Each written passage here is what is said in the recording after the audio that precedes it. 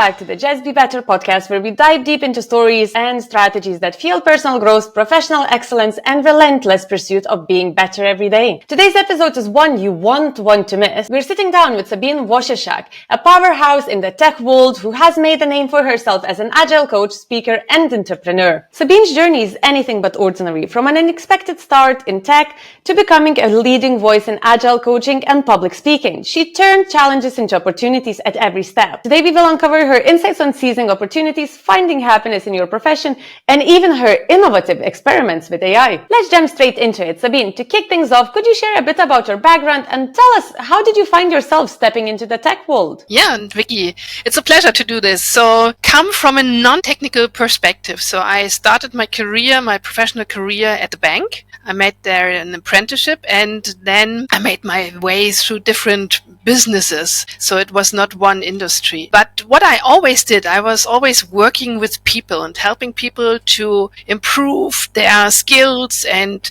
enable them to collaborate better. In 2013, a friend of mine, he is the founder of an IT company. He asked me, says, Sabine, you are doing so much about communication.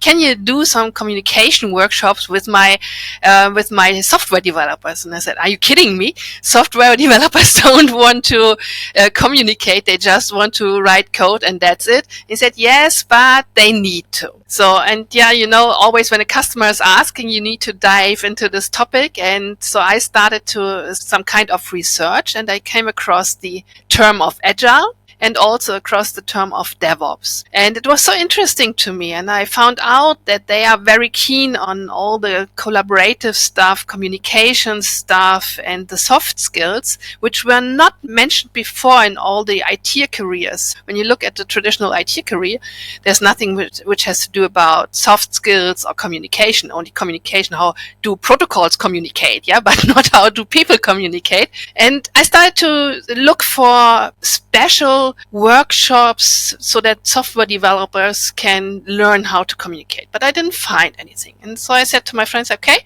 there's nothing about this, so I might probably be a good person to do this. But I was afraid if they would really accept me. And because I come from a different background, I don't have the terms they are using, I was afraid, could I understand them? So what are they talking about? And so it was a little bit of anxiety on my side if I'm the right person. But I said, okay, there's obviously no one who wants to do this, so I can do it. And in this case, I also started to get in contact with Patrick Dubois. He's the forethinker of the DevOps movement, and they are running a lot of conferences all around the world about DevOps. And I wrote him, I said, Patrick, I am a soft skills specialist. I'm a specialist for communication. So is it a good idea to apply at the DevOps conference? And he said, we love soft skills, please apply. So, and this was my beginning in the tech community. Someone asked me if I can do this, and I started to explore the options around it. And I know that tech community, even you mentioned, had quite a lot of stereotypes of how people behave, how they act. And when you actually got into that community, do you think those stereotypes are more of a stereotypes, or it's actually the case in reality? Both. So yes, there is some kind of stereotype which is still there. I think software developers or people in IT, they need some time to have enough trust to start to communicate. And always when it's about their profession and their expertise, it's really hard to follow them. So, and they believe other people are not good enough because they can't understand. This is still the truth. So it's always like, hey, I'm not a technical person. Can you please explain it in terms that I can understand? It's like shock. And then they try to do it. But on the other hand, what I always have seen is that when they have trust and when you are willing to listen to them, they don't stop to communicate. So they will explain you everything. I've seen this on conferences or in workshops. I always say, so I'm not an engineer. Yes, but I want to show you what I have created. And then they explain me everything about the technical dependencies and all the stuff. And I'm just, I'm not a technical person. I can't give you any advice. No, just listen. Yeah. So sometimes it's like if I'm the rubber duck to listen to the ideas.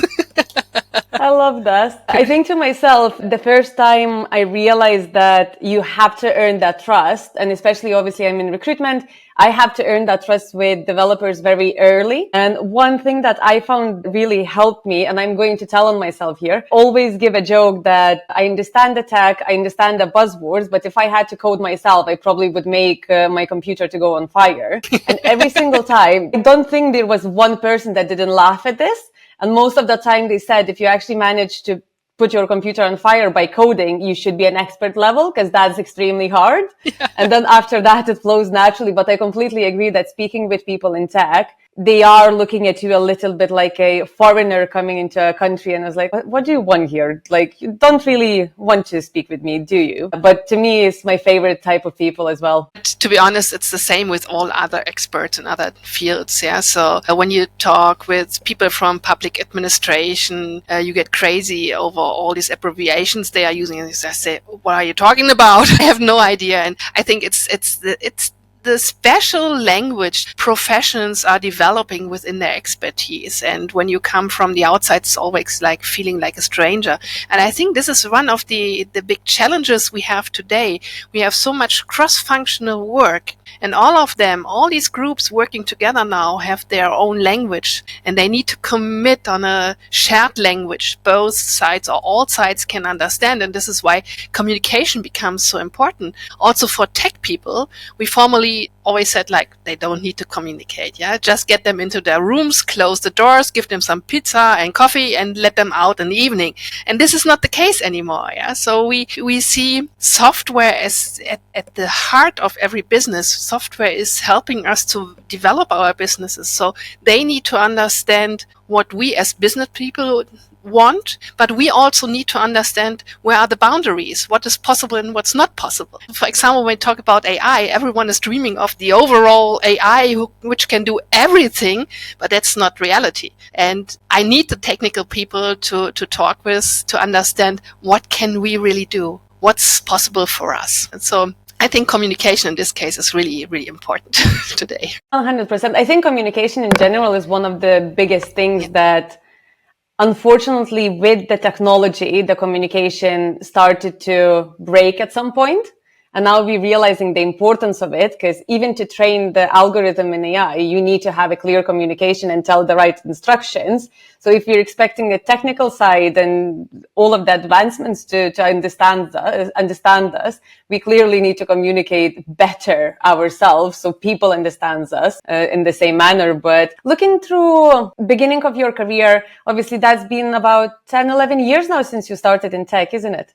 2013, 11 years now. 11 years now. So would you call yourself a technical person now or a specialist in technical communication?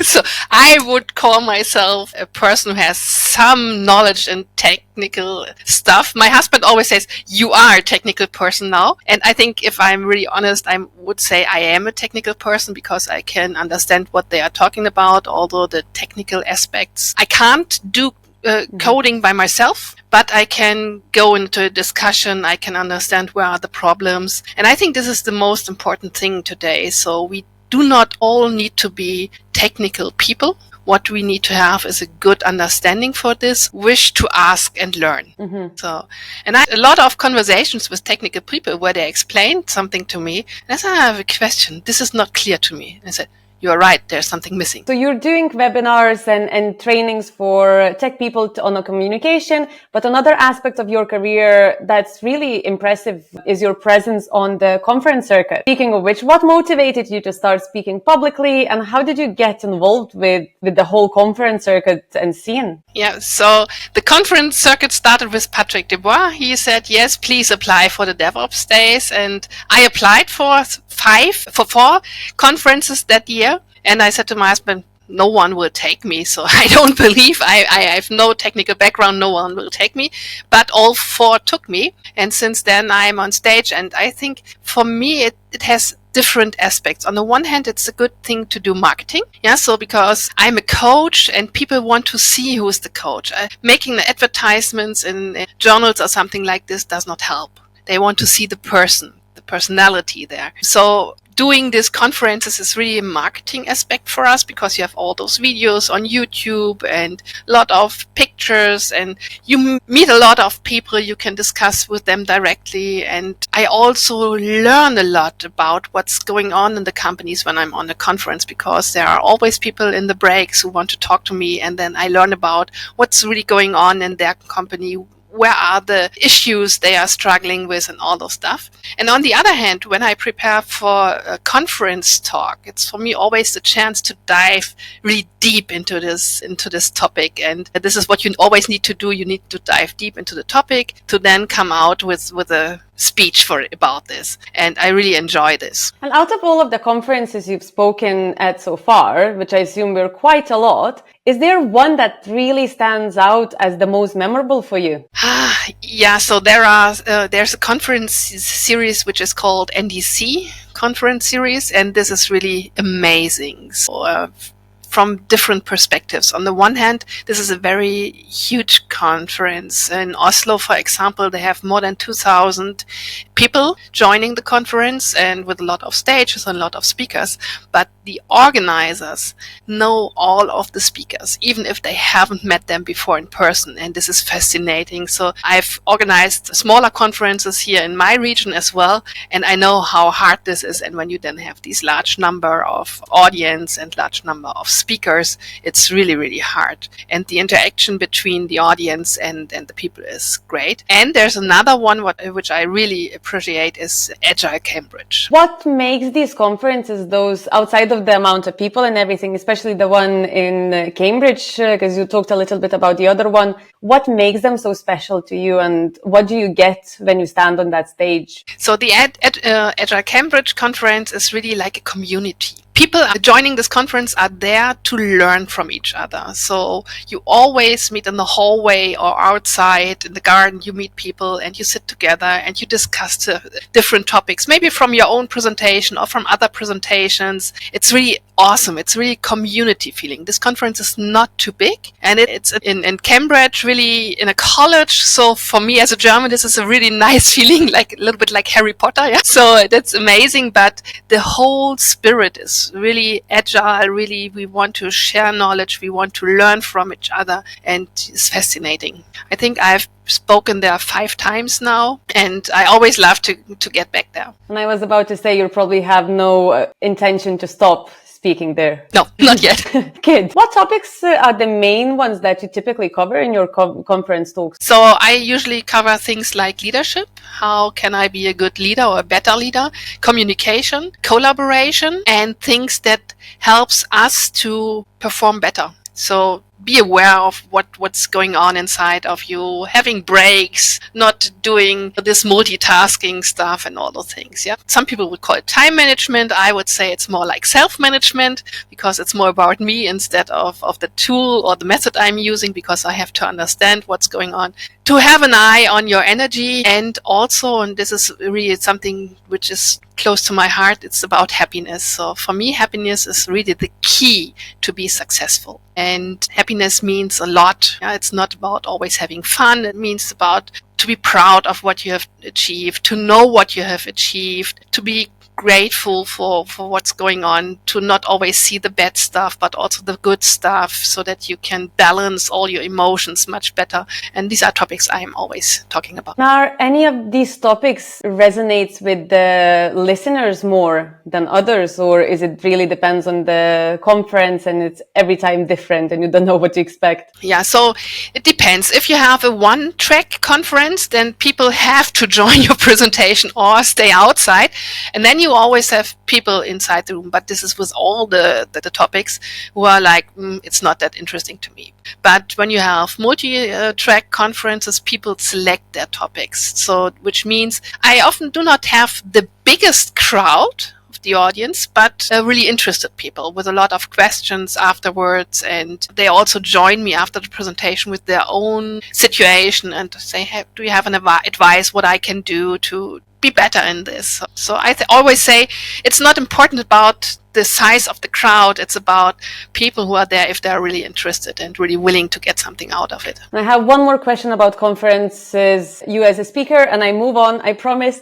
But how do one prepare for the speech at the conference? And do you have any special rituals that you do before you go on? Because obviously public speaking, I think, is still one of the biggest fears recorded among people. How do you overcome that? It's a very loaded question, but we're going for this. So I am nervous before I go on stage, but I need to go back to my teenage years. I was always an athlete, track and field, and I have learned that being nervous is a good part inside of me, because whenever I had a competition and I was nervous before the competition, it was a good one. When I wasn't nervous, I could have stayed at home, and so the competition usually was not good. So I've learned that I could accept being nervous. It's nothing I have to fight against. It's something I have to accept and see it like my body is preparing for this challenge. So it is a challenge, and I've promised to myself when I will not be nervous anymore before stage, I will not go on stage anymore.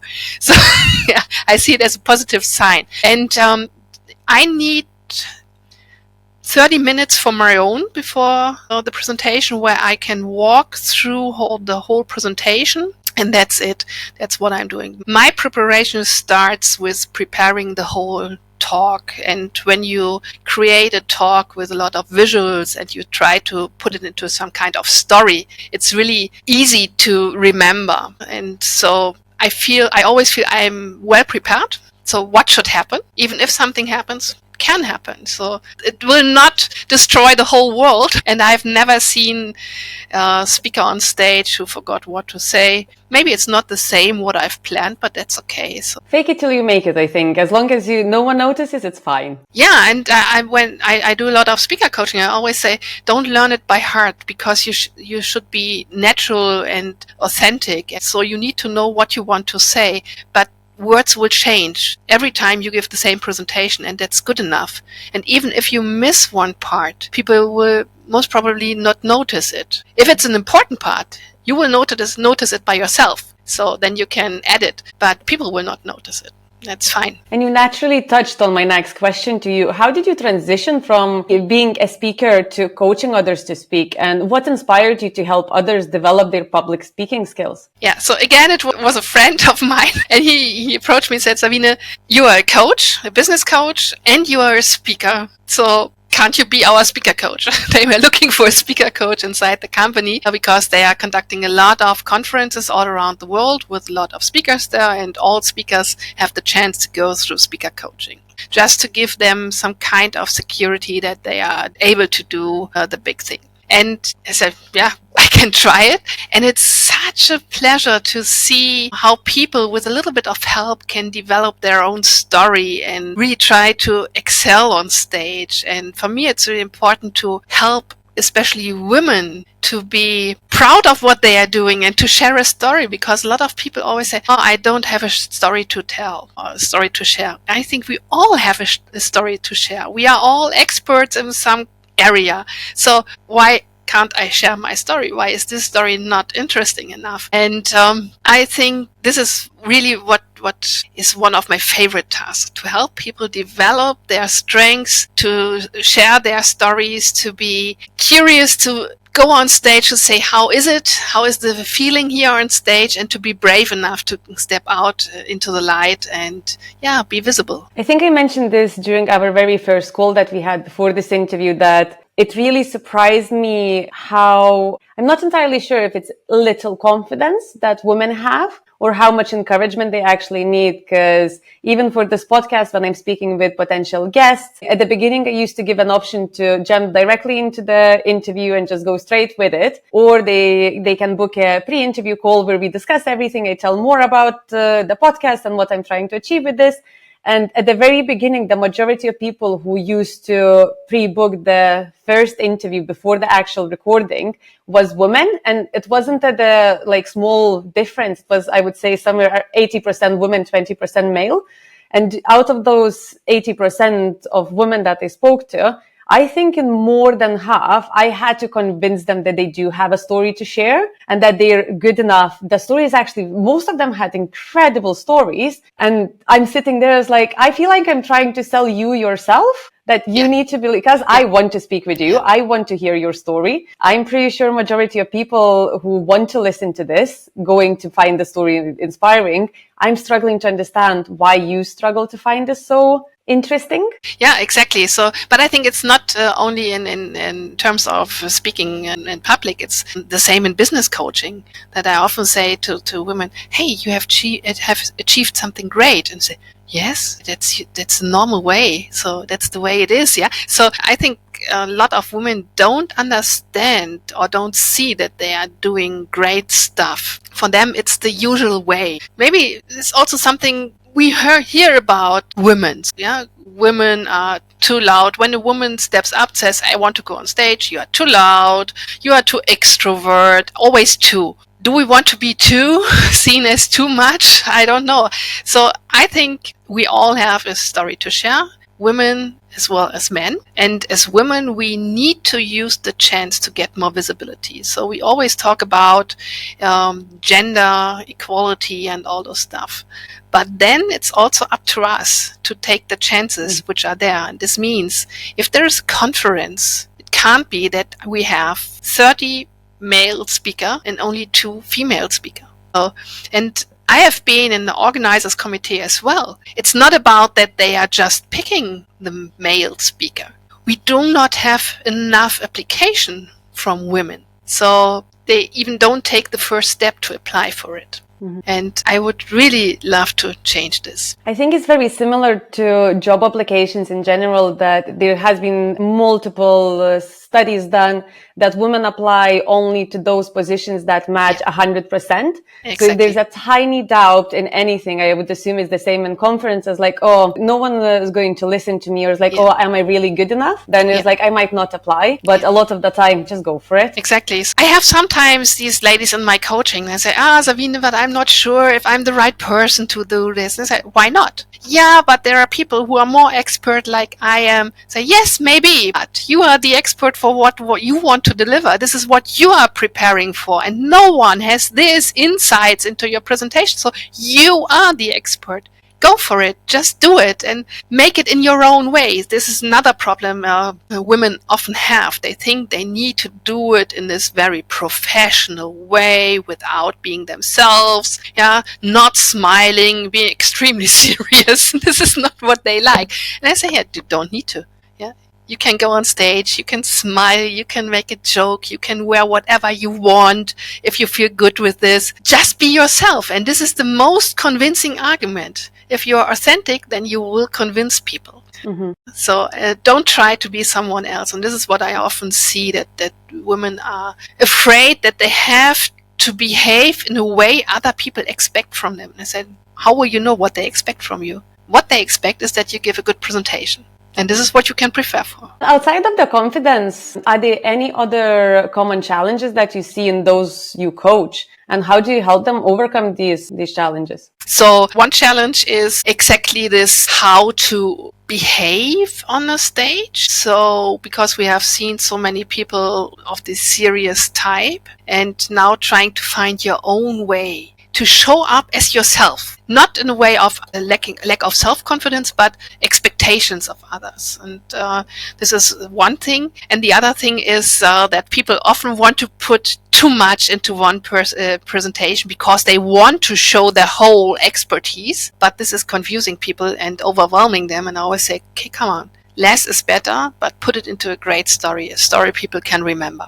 Let's create a story out of it. Yeah, but I need to show that I'm the expert. Yes, you show that you are the expert because you are filtering out the important stuff people need to know to understand your message. And this is much more expertise than just throwing in everything you know, because no one cares, because people can't remember that. But this is some kind of also old behavior. A lot of people know from university with overfilled slides where so much is on you can't read them, and professors who put all the knowledge press all the knowledge into the students, and students go on and say, I don't know, I need to read because I can't remember. And this is what I see frequently on conferences as well, but this does not help. But somehow people believe this is the way to do it.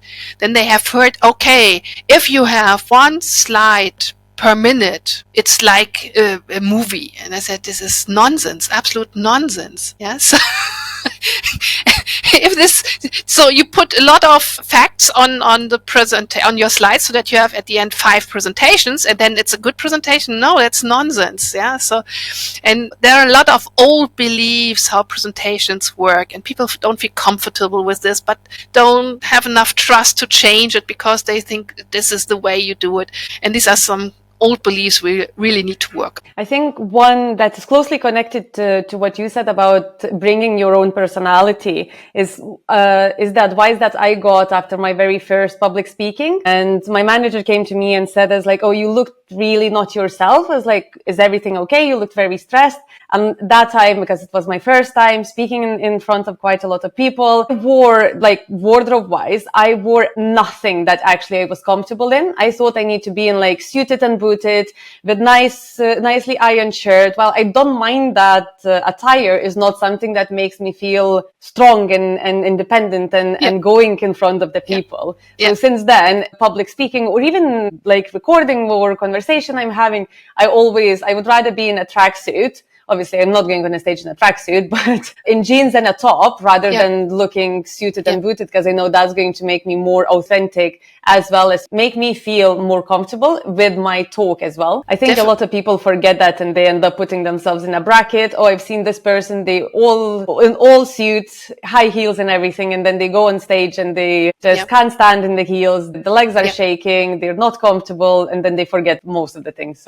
So this is also a thing. Women tend to wear high heels when they get on stage. And I always ask, you can wear high heels if you're comfortable with this and when you can walk with them. And if you feel safe with this, it's a good choice. I would never do this because I never wear high heels. I would be totally lost on stage if I have to wear high heels. So it's really about what you feel good with. Yeah. So you are standing in front of a crowd. All are staring at you. So you need to be comfortable with this.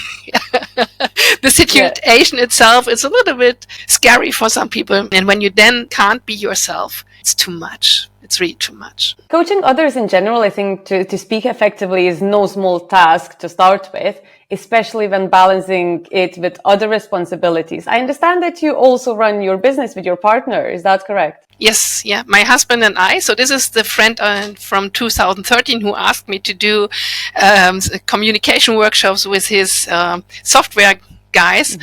We have founded a company together, Get Next IT, and he's from the technical side and I'm from the people side, and we bring our knowledge together in Get Next IT. And I think this is really helpful because now we have a lot of transformations in companies where you need to have both sides of the story. Yeah. Whenever we want to change things from the technical perspective, want to get more agile, want to apply team topologies, DevOps or whatever, we always need to bring in the human side of this. Otherwise, these transformations won't work or won't be really sustainable. And this is what we have learned in the past. And it's the same with AI now. So when we talk about AI, we need to bring technical side and the human aspects together to reduce anxiety or to bring in the knowledge we have into these AI solutions we want to use. This was our decision why we founded Get Next IT together in 2016. And we said we want to bring the technical part and the people part together. What strategies do you use to balance your personal relationship with your professional partnership? Because I know that it can be quite tough in certain situations. When you're 24/7 running the business, spending time at home, how does that work for you? So first of all, it's not 24/7 because he's still working in his other company, in his software development company. He has his office there. I have my office here. So it's not 24/7. But for us, it's like our company is part of our life. It's a strong part of our life, and we love to discuss these topics. But when we come to a point where someone says, okay, stop it, we just say, okay, I don't want to talk about this today anymore.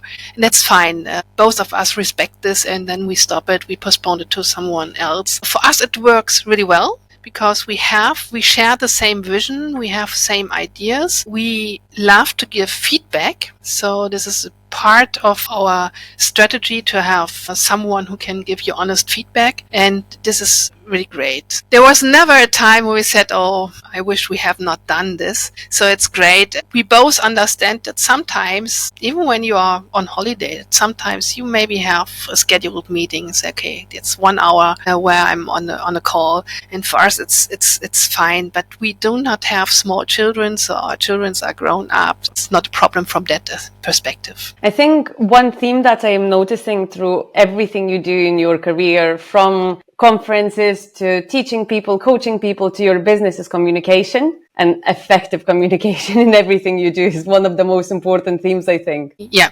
definitely. And one other topic that you touched earlier is the importance about taking those opportunities that comes across. Could you elaborate on what this means to you and how it has impacted your career personally? So I think this is one of the core parts of my career. There's another opportunity where you maybe say, okay, I don't know if I have the skills now, but maybe later. And let's try it out. And only if I try it, I see if it brings value to me. But what I have seen, whenever I go one step into this new opportunity, other opportunities come after that. So you open one door, it's like you open one door, and then after this you see a lot more doors. So I think, for example, this question, can you teach my software developers how to communicate, was one example for this. I just could have said, no, it's not my industry. So I think majority of people would have said no. So, and I just said, okay, first reaction was like, you are kidding me. But the second reaction was, okay, let's try to find out if this is really a good thing to do. And I decided it was a good thing. And then next steps come ahead, like going to conferences, teaching about Agile and DevOps and all those things. Yeah. So with going into this tech world, I went to conferences. The conferences lead to the fact that university asked me if I can be a lecturer for DevOps and Agile at the university. Yeah. And I think this is exactly what I mean. You take one opportunity and suddenly more opportunities come, and you can pick them and see what's coming next. And even if I decide to take this opportunity and I see it doesn't bring value to me, it's fine. I have learned something. So it's up to me to say, okay, I go this direction or I change the direction. But only if you take opportunities, I think you have the chance to change the direction the way you want it to be. And I know you emphasize the importance of happiness in taking those opportunities and then realizing if it brings value to you or not. Why do you believe happiness is so important in professional world? And how do you define happiness in the context of your own career? So it's not only me who believes this. There are psychologists, positive psychologists, who have conducted several experiments with people, and they found out that people who are happy outperform the rest of people, especially if they're really unhappy. So not only the neutral also, but much more those people who are unhappy. Because when we are happy, we can deal much better with stress. When we are happy, we don't rate issues coming in that high, because we know that we have managed a lot of challenges before. We know our value, we know our strengths,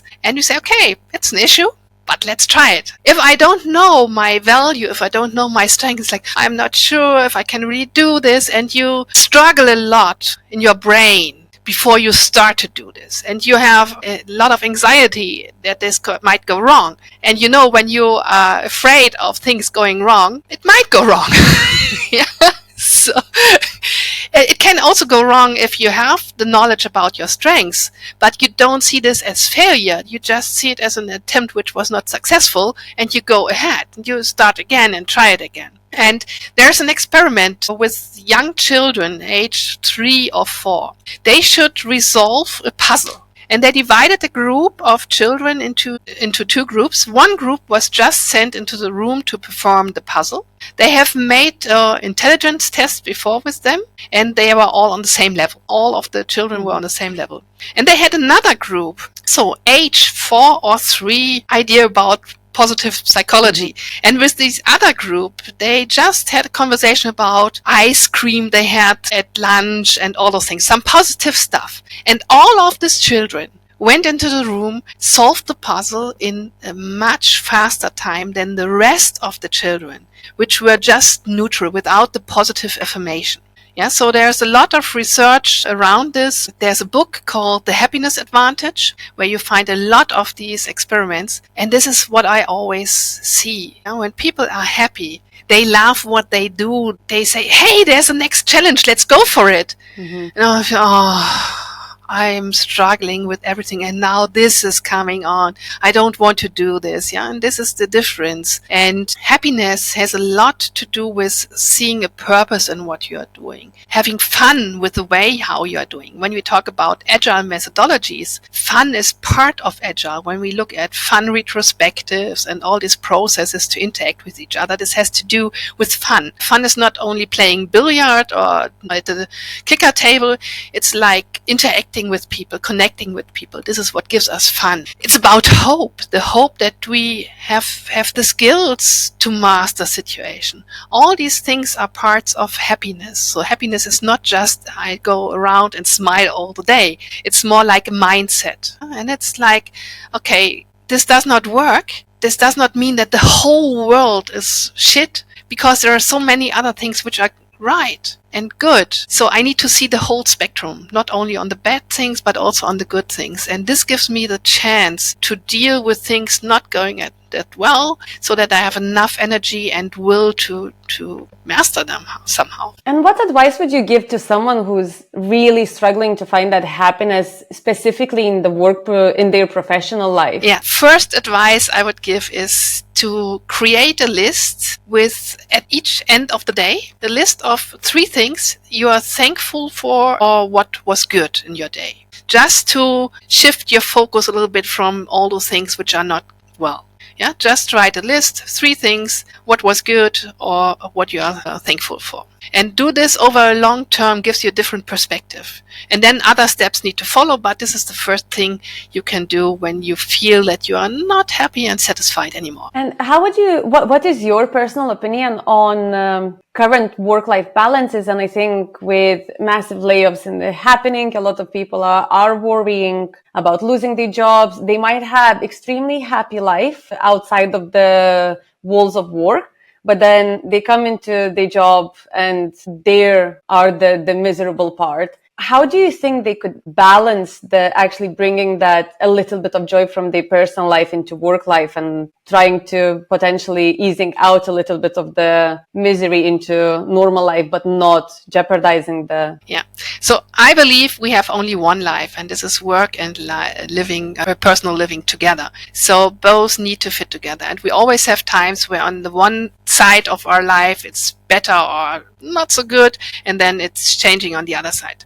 And I always say, if you are in a job and you are always not happy with this, and you take this home, you need to make a decision. Because you will not be able to get all the joy out of your private life and try to master all the disappointments in your professional life. Because at some point, these disappointments and this unhappiness will affect your private situation as well. So making a decision means I need to be clear about if I should change my job, the company, maybe just the job with the role within the company or the whole company. I need to think about, have I made the right choice, what makes me happy, or need to find another thing which is much better for me. So there are a lot of scenarios what can be the reason why people are not happy with their current position. Yeah, and I need to find out what is the reason for this. Is this really the whole company? Is this just the role?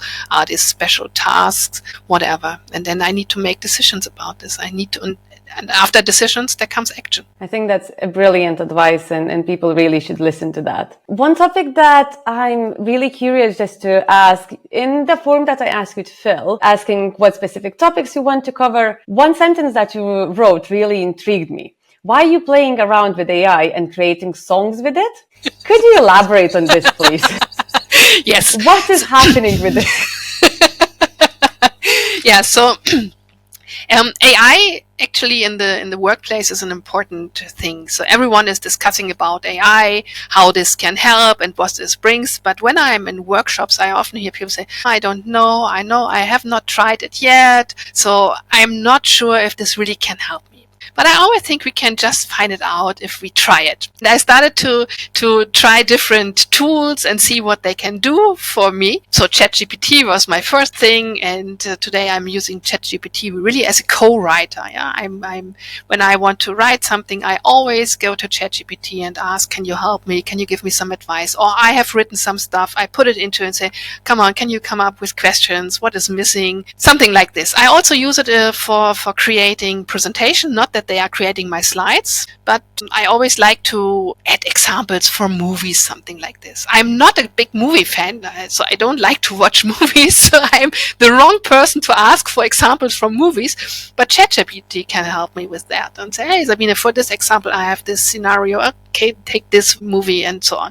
And that's really helpful. Now, for me, it's at the moment like really a co-worker. And I have never been good in music. I like to dance. I like to listen to music. I have never played an instrument, and I was really bad in singing. This was what my teacher always told me. So we needed, in former times, we needed to get on the stage and perform a song there. And this was this was really horrible for me. Really familiar feeling. I'm exactly the same. Love music. Can't play any of the instruments. I tried, but then the age of getting nails came and I stopped playing guitar. And if I sing, I always used to laugh that if I sing, people would run away. So I don't. I would never do karaoke. So to be honest. Same. So, and then I came across a tool which is called Suno. And with Suno, you can create songs. And I said, maybe that's an idea. I take topics from the workplace. So what I experience, for example, public speaking, leadership, something like this. I create together with ChatGPT the lyrics for the song. And then I throw it into Suno, and Suno creates me songs of different style. And then each Friday I publish one new song from the workplace and it's called Sabine and her AI buddies. Is it on Spotify? No, it's not on Spotify because Spotify does not allow to upload songs which are AI generated, where the vocals are AI generated. One next step will be that I try to create with my voice an AI voice, and then I can upload this to Spotify. But it's on YouTube. Okay, I'll definitely have a look, and I'll add all of the links in the description below so everyone can have a listen. And I'm definitely quite curious to play with the tool as well. I think AI, it has a lot of negative aspects that we don't necessarily understand, but I think the possibilities and all of the positive that comes with it, it's quite enormous as well. And I'm always quite surprised that, especially in from the recruitment perspective, I see so many companies constantly saying, don't use AI in your cover letter writing, in your CV, in your LinkedIn. And I work mostly with tech people. So it always baffles me how someone is looking for a technical person and ask them not to use the newest technology to enhance their work. And it's like,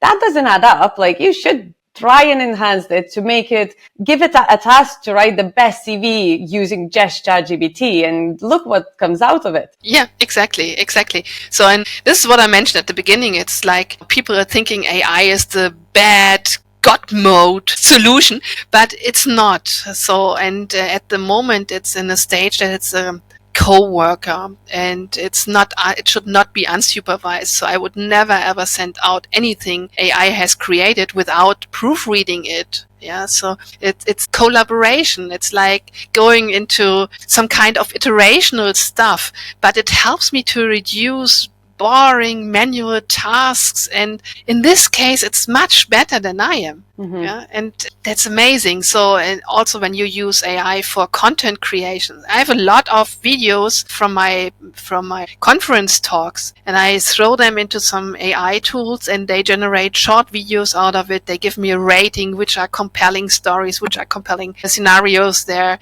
and I can use them for social media posts. I can do this all manually, but how much time does this cost? Yeah. Exactly. Actually, I'm trying to write a book about public speaking and all the stuff, and I'm using all the material I have created before. I have transcribed all the videos about public speaking and so on. I throw them everything together, and this is the good starting point where I then start to take over and write it by myself. But before that, I have a private GPT who's my ghostwriter and say, okay, come on, take all the stuff, put it together, have a good structure, and give me something I could start with. And it's amazing. It saves so much time. When are you planning to release your book? I hope until the end of the year. Let me know. I would love to speak that. I think public speaking is one of the topics that will never end, and there's always a lot to learn. So I think it's going to be useful for everyone to read. As we start to wrap up, Sabine, what's one key takeaway you would like our listeners to remember from your journey or this conversation? Communicate intentionally. As from the very beginning to the very end, communicate. Exactly. Yeah, but with intention. Yeah. So we communicate a lot, but often we communicate without any intention. And if we would use our intention, I think we could improve our communication. Perfect. That's absolutely fantastic advice. I hope everyone's going to listen to that and then take that into practice. And before I let you go, tell us how our listeners can connect with you, follow your work, anything else that you would like to share about yourself with others? I think the best way to connect with me is via LinkedIn. And there you see a lot of my work. You see upcoming conferences, and you can send me a direct message and we can connect. Perfect. I'll add all of the links in the description. But thank you so much. It was absolutely fantastic to have you. And I can't believe that 50 minutes already is over and we have to say goodbye. Goodbye, Vicky. Thank you very much for having me.